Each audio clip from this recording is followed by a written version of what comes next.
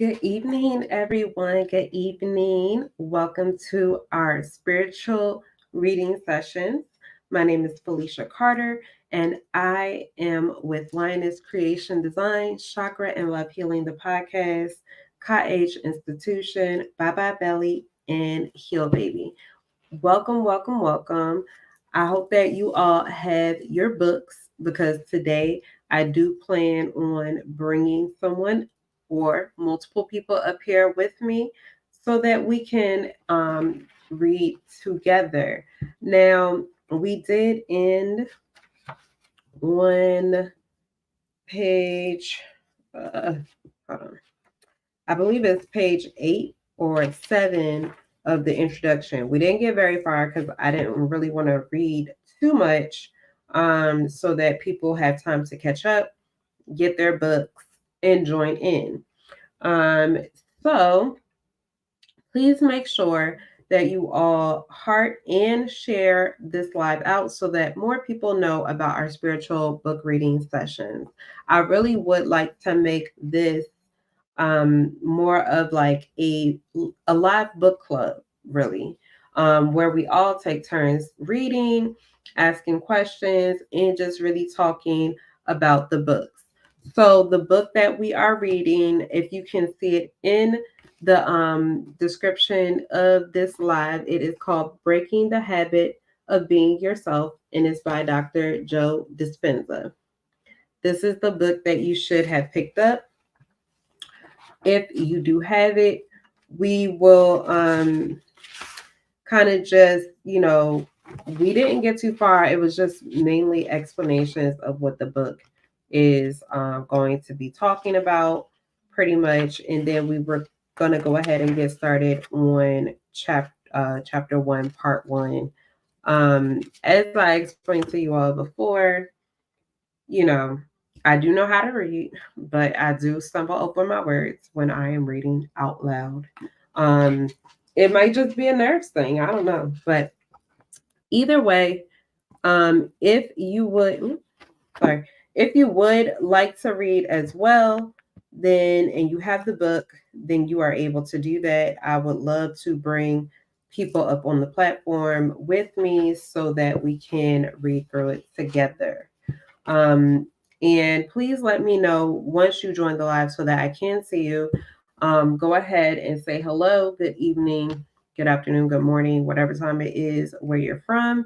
And we will go ahead and get started. I do want to give a few more people some time to come on in the room because I do know that there were some people who also wanted to join and also read as well. I don't want to get too far for people. Good evening, bro. Good evening. How are you? How have you been? So I'm just going to give everyone some time real quick because I don't want to do this alone today. But I will. I will. I am doing great. I actually am a little bit tired. Had a long day, a long weekend. Did a lot of driving. We were up for a while, but it was very good. Um, and then this morning, okay, so I don't know if y'all saw my post or not, but I hit a squirrel this morning, and I was so sad, y'all. I was so sad. Like I just saw him take his last breath, and that was it. Like that was it for him. It was it was so sad. All right, so let me go ahead and get started. I see there are some of you here. Um, I'm just gonna get started and figure out where I was from the last part. So if I reread something, sorry, we're gonna get through it. Okay, so let's see. All right, so I think we were starting here. This was talking about part 2, just explaining what part 2 would be going over. And then we'll go through It's only a couple of pages till we get to part one and really get started into the book. So, part two, your brain and meditation. In chapter six, three brains, thinking to doing to being, you you will embrace the concept that you have three brains that allow you to move from thinking to doing to being. Even better, when you focus your attention to the exclusion of your environment, your body, and time, you can easily move from thinking to being without having to do anything. In that state of mind, your brain does not distinguish between what is happening in the outer world of reality and what is happening in the inner world of your mind. Thus, if you can mentally rehearse a desired experience via thought alone, you will experience the emotions of that event before it has physically manifested. Now you are moving into a new state of being because your mind and body are working as one. When you begin to feel like some potential future reality is happening to you in the moment that you are focusing on it, you are rewriting your automatic habits, attitudes, and other unwanted subconscious programs. Thank you so much for tagging others. I do appreciate it. Bro, if you have the book, you might as well come up here and read with me because, you know, I was always the one who didn't want to read out loud in class because I was shy and I knew that I was stumble over my words because I was nervous. But yeah, anyway. Chapter 7, The Gap, explores how to break free from the emotions that you've memorized, which have become your personality, and how to close the gap between who you really are in your inner private world and how you appear in the outer social world. We all reach a certain point when we stop learning and realize that nothing external can take away from those familiar feelings of our past. If you can predict the feeling of every experience in your life, there is no room for anything new to occur because you are viewing your life from the past instead of the future. This is the juncture point where your soul either breaks free or falls into oblivion. You will learn to liberate your energy in the form of emotions and thus narrow the gap between how you appear who and who you are. Ultimately, you will create transparency. When how you appear is who you are, excuse me, you are truly free. Bro, you need to go ahead and get the book, or you can get the audio book.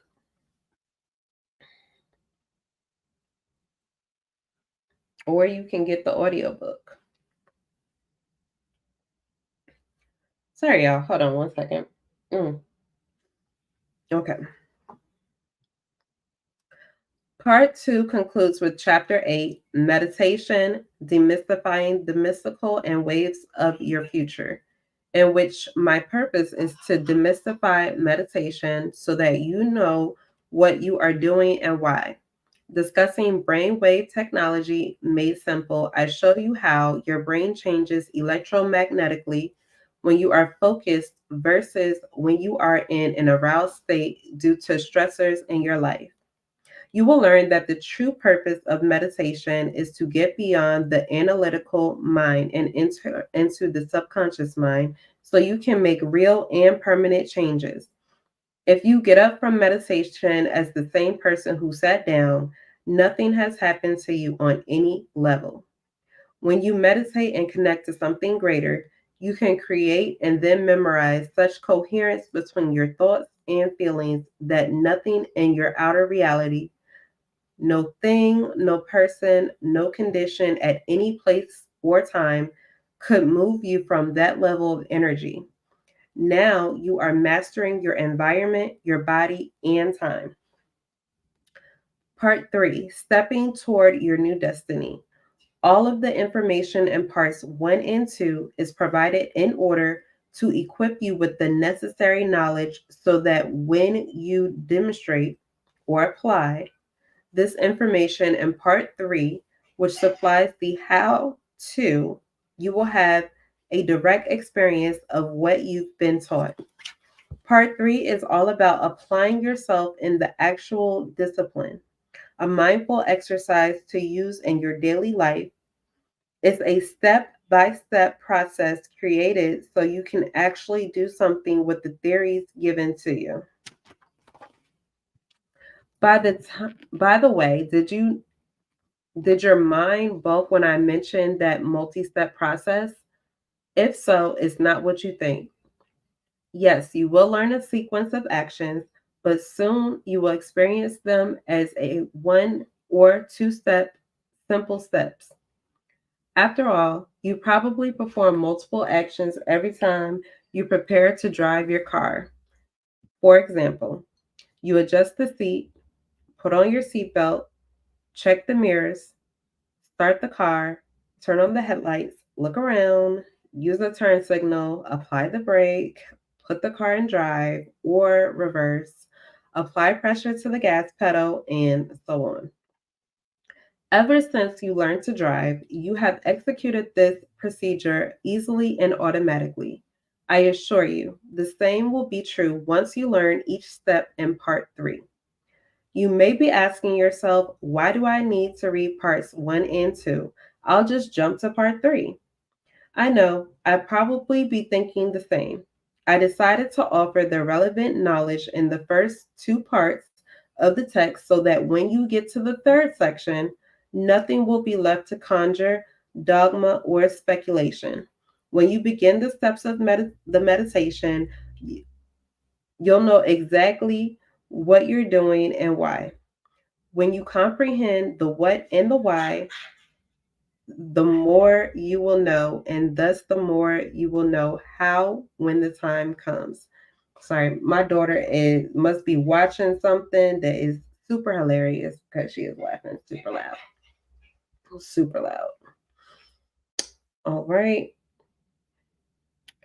Um, Therefore, you have more power and intention behind the practical experience of truly changing your mind.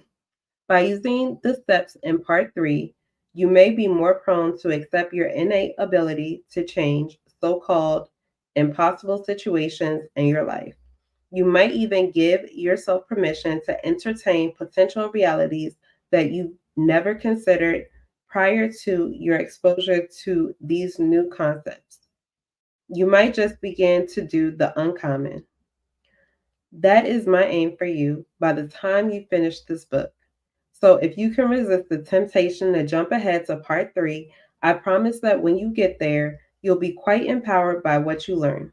I've seen this approach work throughout the world in the series of three workshops I led, when people gain the right knowledge in such a way that they understand it completely and then have the opportunity for effective instruction to apply what they comprehend. Then, like magic, they can see the fruits of their efforts in the form of changes that serve as feedback in their lives. Part three will give you the meditative skills to change something within your mind and body and to produce an effect outside of you. Once you can notice what you did inside of you that produced an outcome outside of you, you'll do it again. When a new experience manifests in your life, you'll embrace the energy you feel in the form of an elevated emotion such as empowerment, awe, or immense gratitude. And that energy will drive you to do it again and again. Now you are on the path to true evolution. Each meditation step delineated in part three is associated with a piece of meaningful information presented earlier in the book. Because you'll have cultivated the meaning behind exactly what you're doing, there should be no ambiguity and that might cause you to lose your vision. Like many skills you've learned in the beginning, it may take all of your conscious effort to stay focused as you learn how to meditate to evolve your brain. In the process, you must restrain yourself from typical behaviors and maintain your thoughts on what you are doing without wandering to extraneous stimuli. so your actions are aligned with your intention. Just as you might have experienced when you first learned to cook Thai food, play golf, dance the salsa, or drive a stick shift. The newness of the endeavor will require you to practice this ability continually, training both mind and body to memorize each step. Remember, most types of instruction are formatted in bite sized chunks so that the mind and body can work together. Once you get it, all the individual steps you kept reviewing merge into one smooth process. The methodical, linear approach seamlessly flows into a holistic, effortless, unified demonstration. This is the point of personal ownership. At times, the effort this takes can be tedious, but if you persist with a certain amount of will and energy and time, you'll enjoy the results. Hello, hello. Welcome, welcome. Please heart and share this live out so that people know we are getting started. We're actually about to be on part one. Just finishing up here, and then whoever wants to join in, I will go ahead and bring you up on the platform as well. As long as you have the book or even the audio, we can follow along on there as well. If you have Audible or whatever other platform there is, when you know that you know how to do something, you're on your way to mastering it. I am overjoyed to say that many people around the world are already using the knowledge in this book to make demonstrable changes in their lives. It is my sincere passion that you too break the habit of being yourself and create the new life you desire. Let's get started. All right, so part one is called The Science of You. So, if does anyone have a copy of the book? And if you do, you can come up on the platform. If you have the audio or the hardback, you can come up and we can do this together. Go through what we are learning about the book and go from there because I want this to be a real book club type of feel. And normally it's not just one person. So I will see if I get any comments. And then if not, I'll go ahead and start reading on that as well. But I'm going to wait a few minutes just to see if anyone did get the book. And you all let me know. And I don't want to wait too long because I do want to go ahead and get going. I hope that y'all had a fantastic day.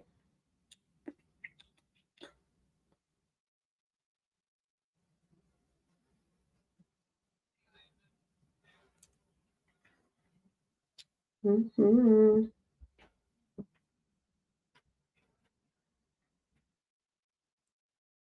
All right. Let me just see in the comment section if you have a copy of the book by dropping your favorite emoji in the chat section so that I know who has a copy of the book either on Audible or hardcover.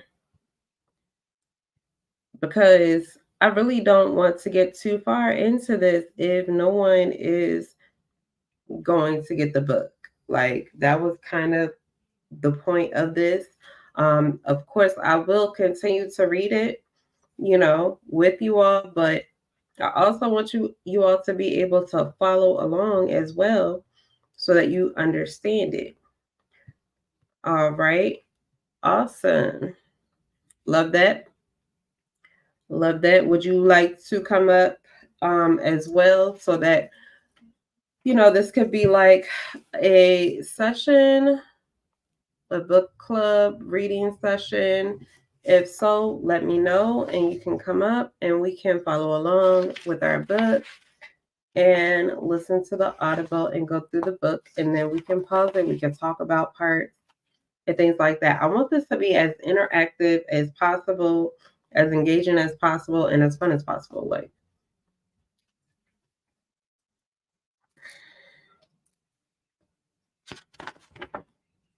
I'm going to put the name of the book here in the chat section as well, just in case anyone comes on and they're not sure what we're talking about.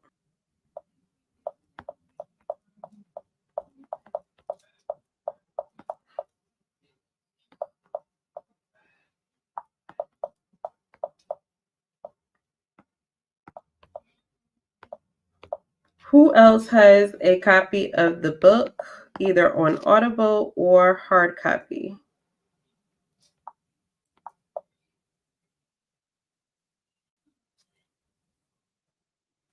I was actually finishing up the intro, so we haven't started the actual chapter yet. It was just going through what the book is about, and I did that so that people would have time to catch up from last Monday, because there were people on the live last Monday who said that they were going to get the book, and I wanted to give people time to be able to catch up.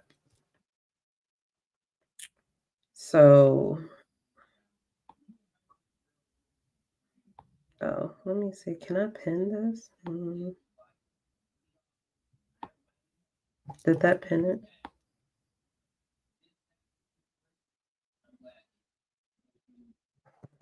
I don't know if that pinned the comment or not. Let me see. So right now we're about to start the Quantum You, which is chapter 1. So that is where we are. I don't think it pinned it.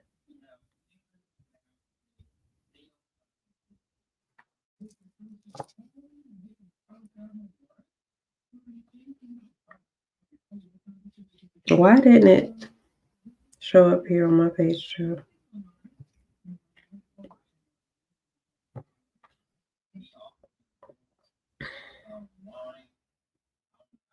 Okay, well, I'll just post it up here because for some odd reason it's not doing the same on my page. All right, so are you coming up on the platform as well? Can I add you to the live and we'll take a listen and then talk about it? Or what are we doing?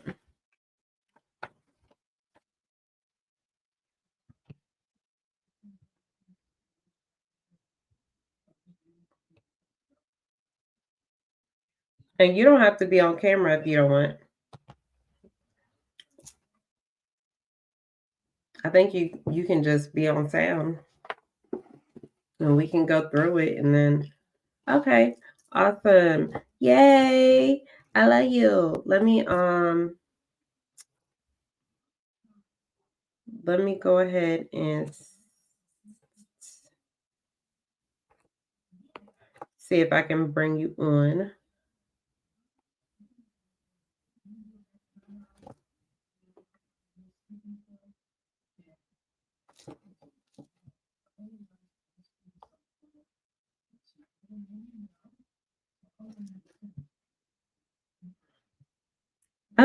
You should be able to. I don't really know. I don't use Alexa. Uh-oh. What is this? What is this one? Oh, sorry, y'all. All right, let me see if I can invite you. All right. All right, so I'm going to send you the link. And once you get it, then you should be able to join. Yes, yes. You're going to need to go back because we're not that far. We are not that far. We just got started on it.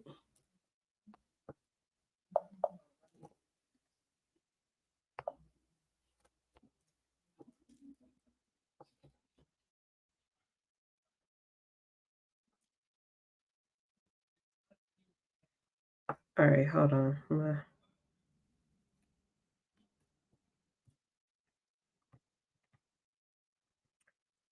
Okay. Let me know if you received the link. I just sent it to your messenger. And then hopefully, hopefully this will let me know when you are here, because I have no idea how I'm doing this, but we're going to figure it out.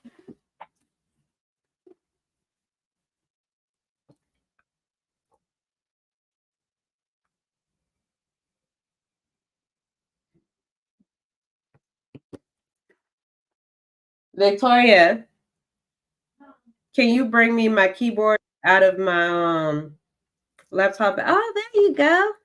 Out of my laptop bag. Hello. Hi, Skylar. Yay, I can hear you. Hi, baby. Thank you so much for coming on here. I'm so excited. I've been wanting to try this with StreamYard for a while now. So, baby. Yay, I always wanted to be on somebody's podcast. Look at me. Yes, Yay. yes, she has her baby with her. Her baby? Yes. My laptop bag is on the couch. The keyboard is there. Yay. We're so excited to have you up here. You're raised. Okay, let me mute you then. Can't mute.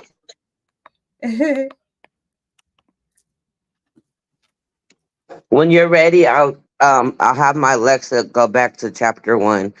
So when Okay. you're ready. Oh, I'm ready when you're ready.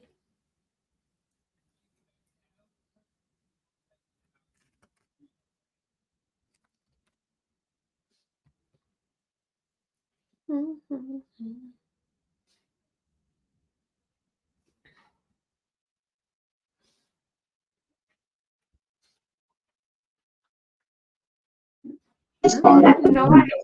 what's the Can you keyboard? hear it? The quantum cube. Yes.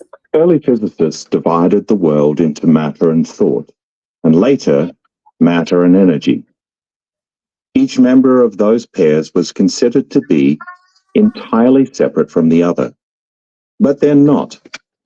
Nevertheless, this mind-matter duality shaped our early worldview, that reality was essentially predetermined, and that people could do little to change things through their own actions, let alone their thoughts. Fast forward to our current understanding that we are part of a vast, invisible field of energy which contains all possible realities and responds to our thoughts and our feelings. Just as today scientists are exploring the relationship between thought and matter, we're eager to do the same in our own lives. And so we ask ourselves, can I use my mind to create my reality? If so, is that a skill that we can learn and use to become who we want to be and to create the life we want to experience? Let's face it, none of us is perfect. Whether we'd like to make some change to our physical self, emotional self, or spiritual self, we all have the same desire. We want to live life as an idealized version of who we think and believe we can be. When we stand in front of the mirror and look at our love handles, we don't just see that slightly too pudgy vision reflected in the glass.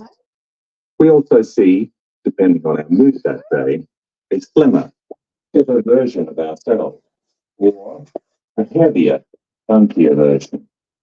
Which of our images is real? When we lie in bed at night reviewing our day and our efforts to be a more tolerant, less reactive person, we don't just see the parent who lashed out at our child for failing to quietly and quickly submit to a simple request. We envision either an angelic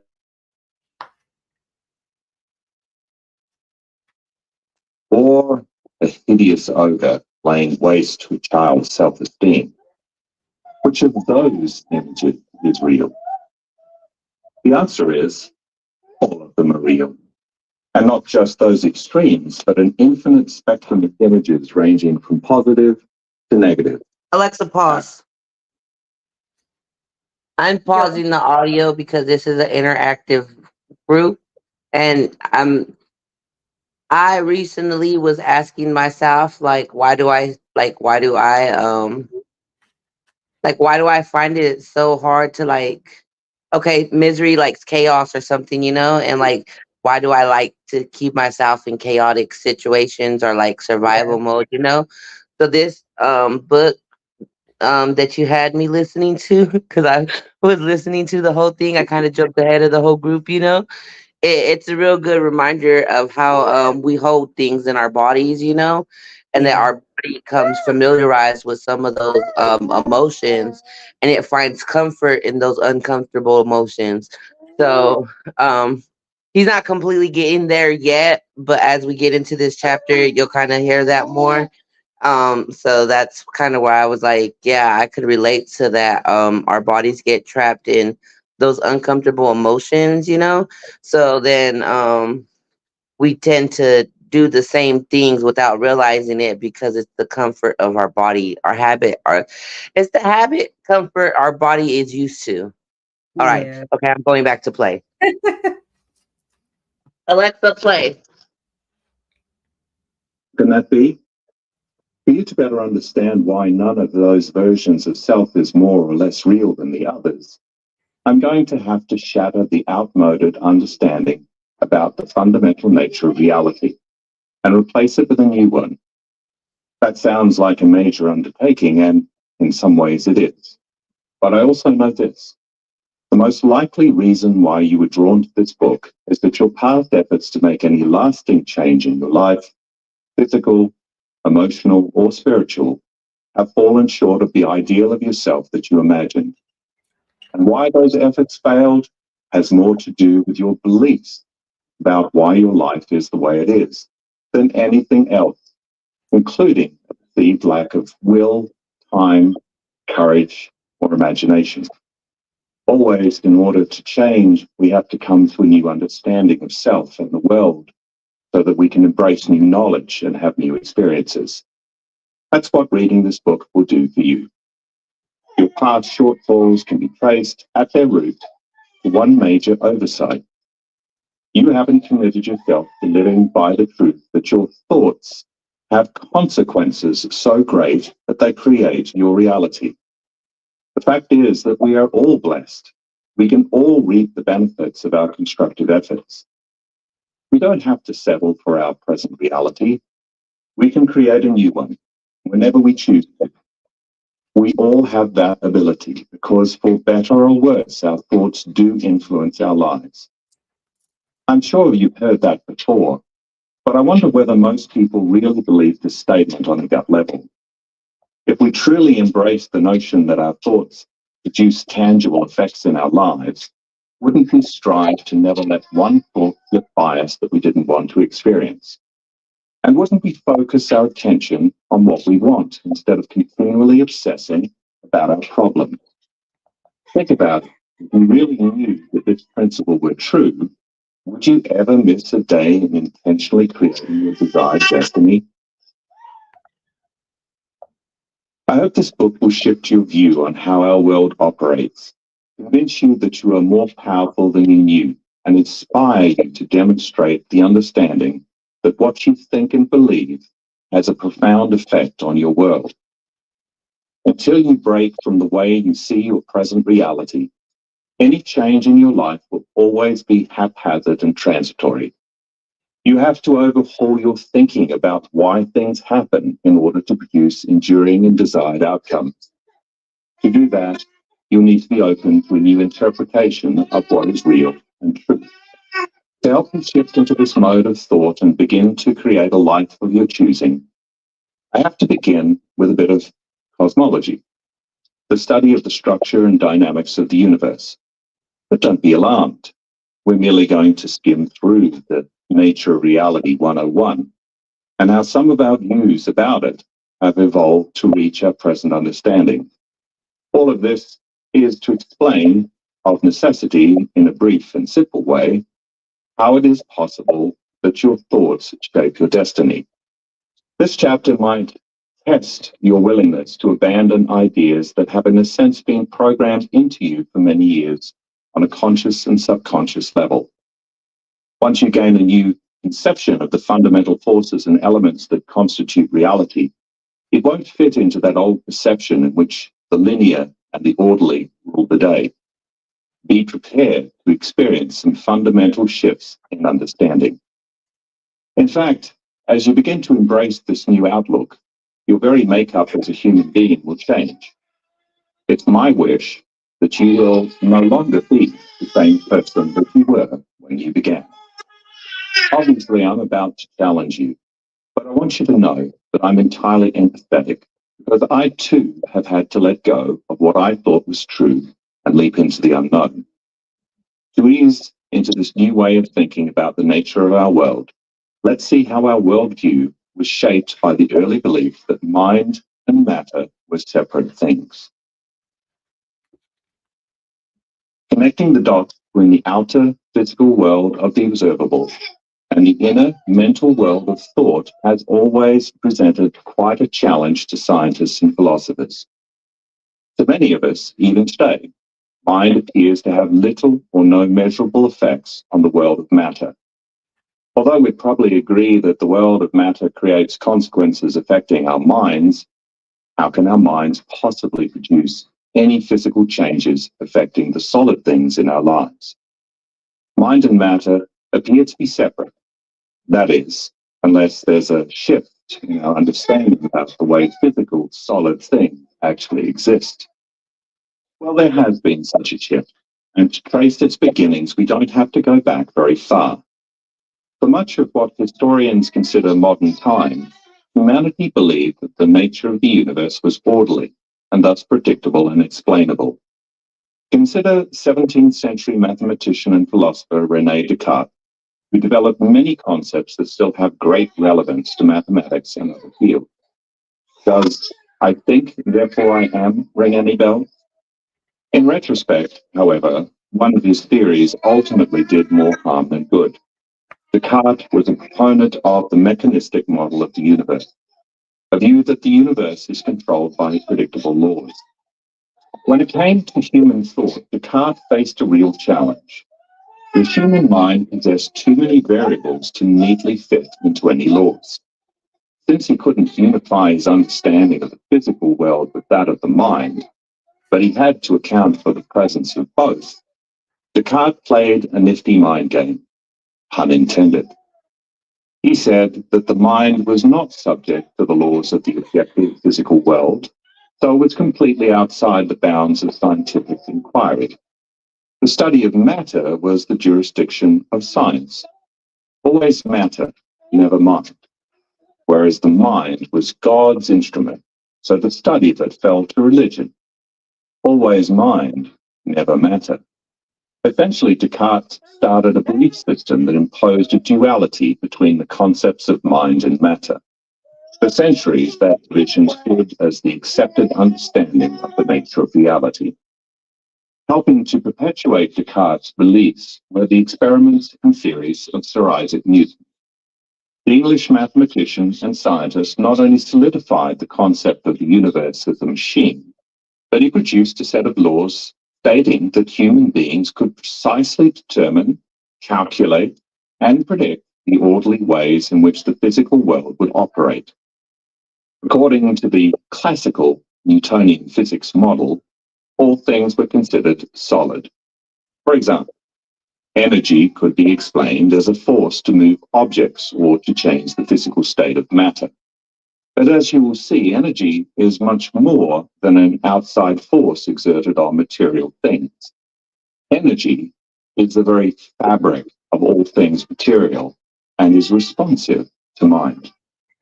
By extension, the work of Descartes and Newton established a mindset that if reality operated on mechanistic principles, then humanity had little influence on outcomes.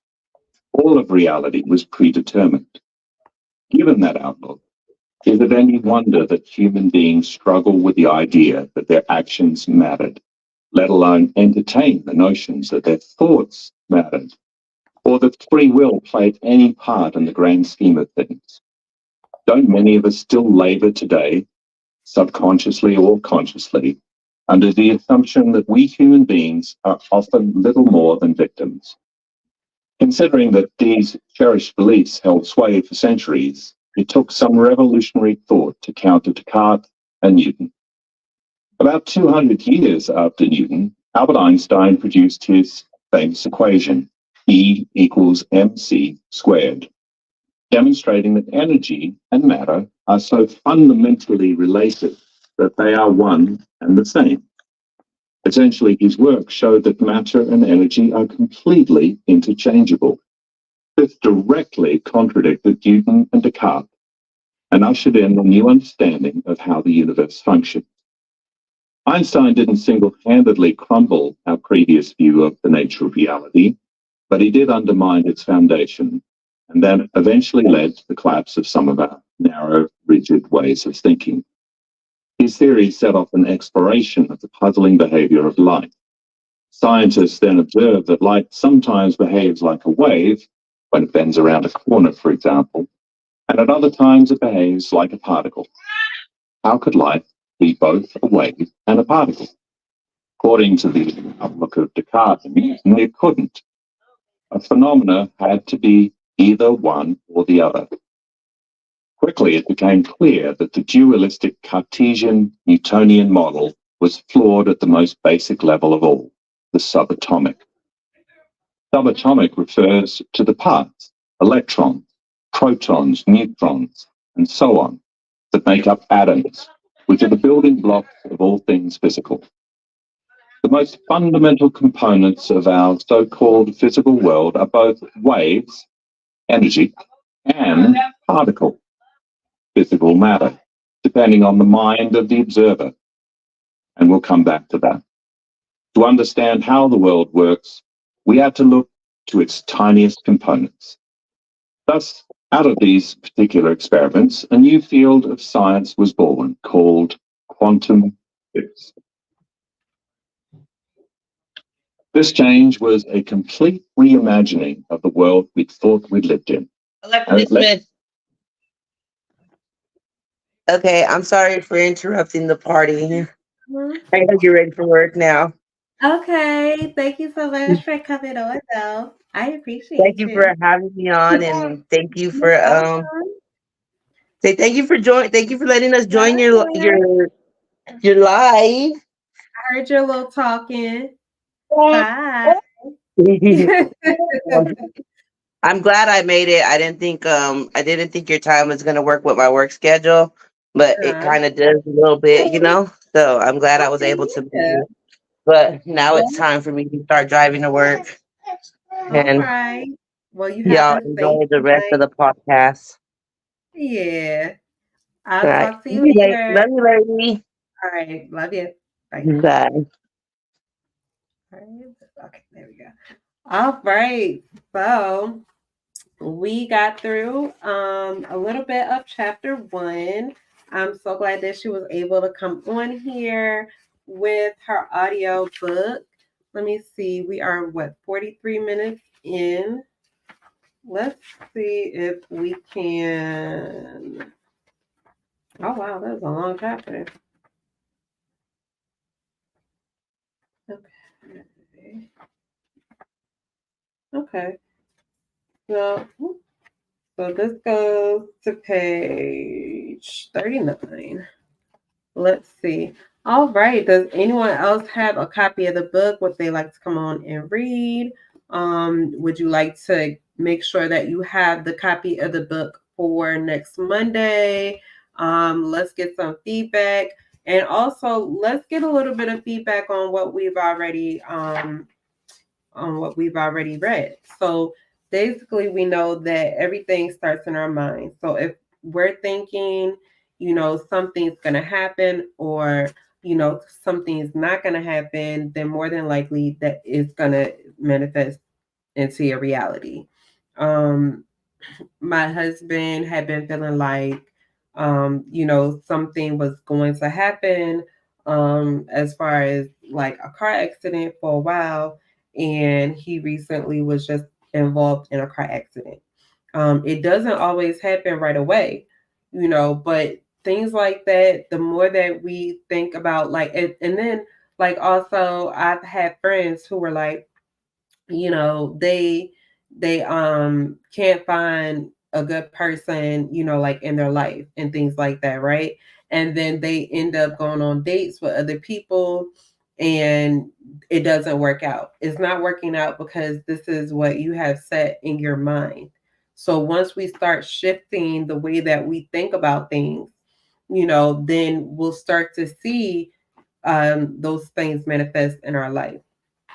Um, so, they're basically going over the scientific parts of how, to really change your mindset in chapter 1 so far. So that is pretty much where we've gotten, talking about Albert Einstein and Newton and, the scientific parts of all of that.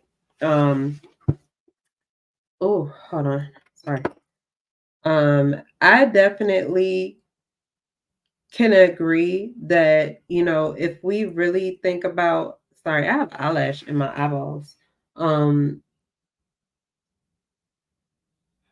if we start to think about not the things that we don't want in our life, but the things that we do want in our life, we can start to really change the way that our life starts to unfold.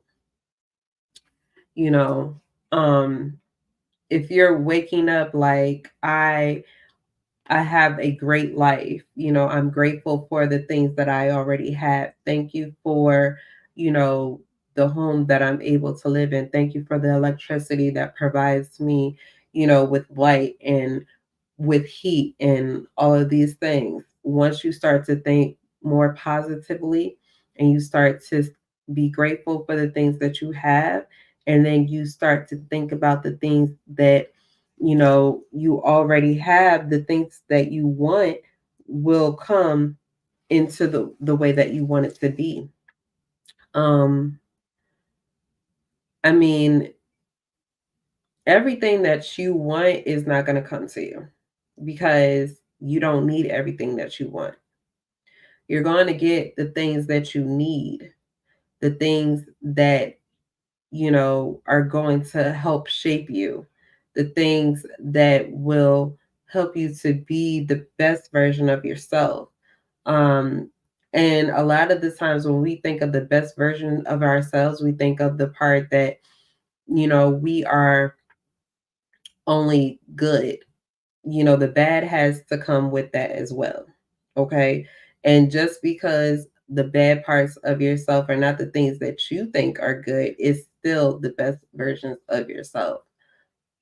I had to learn that, even though there may be some jealousy within myself, there may be some, parts of myself that other people don't deem to be the good parts of myself, that is still the good parts of myself. It's what makes myself me. You're right. Always be thankful for what you have and always think about the less fortunate. Oh, most definitely. You know, um, because there's always someone out there who has much less than what you have. But it's not always about the material part of what you have, right? It's also about your mind. What type of mind do you have? Do you have the mind where you're able to make changes in other people's lives? What if, those people have a depression based mindset, have a negative mindset, right? You have to be thankful for where you are mentally. A lot of people are not as strong as you may be. And that's what you have to be grateful for as well. Be grateful for the things that you have been through and survived. Be grateful for what you're able to teach other people. There's a lot of people who need your knowledge in the world. There's a lot of people watching you who, are not able to be afforded with the knowledge that you have. Knowledge and wisdom are two of the things that a lot of people lack. A lot of people don't read. A lot of people don't, you know, a lot of people just don't do the things that we used to do. I know when I was younger and in school, we used to get textbooks. These kids do not get textbooks anymore. We have to teach, we have to give them knowledge, and we have to give them wisdom. You know, me being able to have a textbook, being able to read what was in the textbook, being able to write out what was in the textbook, we take so many things for granted. Being able to comprehend what what is going on in our life, what we read, that stuff is most important. Don't take those things for granted, because just as you have it within you right now, it could be taken away within a second. You know, you could have a stroke, anything could happen, right? And just not having the ability to be able to read and write, to be able to talk or hear, those are the most important things that you need to be grateful for. And remember, like, our mindset is what make us. The things that we learn, the wisdom, teaching, all of that. And that's why I do this. It's so important. Outside of, the podcast and talking with you all about this spirituality and what I'm learning and going through and things like that, being able for us to be able to read and research, learn, and just be able to grow together is so important. And I'm so glad that we're able to really sit here and change our mindsets. So I'm going to leave it here on page 9 of chapter 1, because a lot of you did not get to come on and get your book, either audio or paper. However, whatever is most comfortable for you. Um, the chapter part of the chapter that we're on is the solid ground we stand on isn't. So that's page 9 in chapter 1. I want you all to be able to get the audiobook. We are going to change our mindsets together about breaking the habit of being yourself, because being yourself is comfortable. We need to get uncomfortable with being ourselves, because obviously for all this time, being ourselves is not getting us anywhere. We need to be the opposite of being ourselves, right? We need to be able to be uncomfortable and really get down to the part of our mind that makes us elevate, that makes us vibrate higher. It's time to stop being small. It's time to be bigger. It's time to be greater. It's time to help the masses. If you're ready to elevate your mind, then you want to go ahead and get the book. And I had it up here.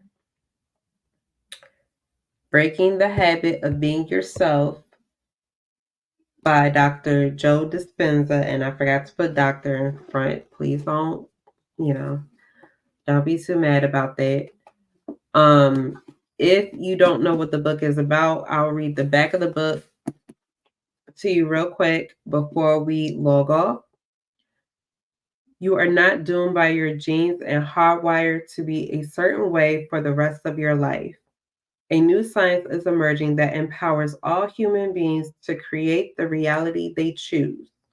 In Breaking the Habit of Being Yourself, renowned author, speaker, researcher, and chiropractor Dr. Joe Dispenza combines the fields of quantum physics, neuroscience, brain chemistry, biology, and genetics to show you what is truly possible. Not only will you be given the necessary knowledge to change any aspect of yourself, but you will be taught the step by step tools to apply what you learn in order to make measurable changes in any area of your life. Dr. Joe demystifies ancient understandings and bridges the gap between science and spirituality. Through his powerful workshops and lectures, thousands of people in 24 different countries have used these principles to change from the inside out. Once you break the habit of being yourself and truly change your mind, your life will never be the same. And that is what this book is all about. We are here to change our minds, we are here to change our lives, and we're here to step outside of who we really truly are and really start to take that shift into a higher reality, a higher version of ourselves and anyone around us. Anyone around us should feel a higher vibration. Anyone around us should feel like, man, how do I need to be able to think better? How do I need to be able to step outside of myself and be a better version of myself? And that is what we are doing. Breaking the Habit of Being Yourself by Dr. Joe Dispenza is going to be Mondays, 7 p.m. Eastern Standard Time. Make sure you get the book or the audiobook. We just sat here with Johanna and we were able to listen to parts of the audio and I followed along in my book. And, we can do that. We could take turns reading, all of that good stuff. Okay, that is what this book reading sessions are about. But they will only be spiritual books. They will be mindset books. We're not going to do the urban books or any of that. This is geared specifically for mindset, higher elevation, raising the vibration, the collective, and just getting more information. So if that is something that you are interested in, this is the first book because it is a mindset book. The next book can be about chakra, shadow work, whatever it is that you would like for the next book to be. We're going to get through this book. We're going to talk. We're going to ask questions. We are going to really go ahead and do this. And if I need to go ahead and start, only having certain people, then we'll do that as well. I would read. I'll have to get the book. Definitely interested. Okay, you have until next Monday, 7 p.m. Eastern Standard Time. That's going to be June the 24th. So that you all know, June the 24th is going to be our next session. I will definitely put the information out there as well on my page. So if you're not following me, make sure you're following me either on Ka-H Institution, on Felicia Carey Carter, or on YouTube, Lioness Creation Designs as well. June 24th. 2027, not 2027, but 2024 will be the next session. I don't know where 2027 came from. I probably need to look at that number.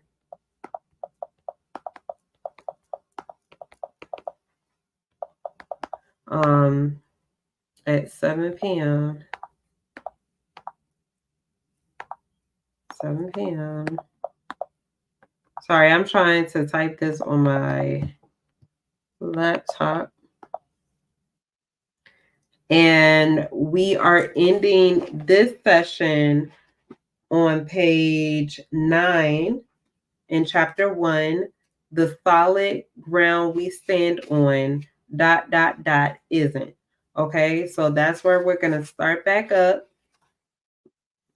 Um, and if you have already read along or ahead, you'll be going back, to go ahead and start where we left off. If you haven't read the book and you're just getting the book, make sure that you catch up to page 8. We did read through the introduction first, so that is why we are only there. But I would love more engagement. I was able to bring someone up on the platform. I really enjoyed doing that. So now that I know how to work everything, I'm definitely going to have more and we're going to talk and enjoy the company. But for now, that is all that I have. I'm pretty hungry. That's all that I have for the book reading session today. Please, please, please, please, please, please, please make sure to get your book. June 24th is going to be our next book reading session, 7 p.m. Eastern Standard Time. Make sure you set your alarms. Make sure you have notifications set up because I will be going live at 7 p.m. Eastern Standard Time and we will start reading right away to get more info in. So please make sure that you heart and share this live out so that other people are able to get the notification. Okay. And I will talk to you all later on next Monday. Have a fantastic rest of your evening. Love you all. Bye.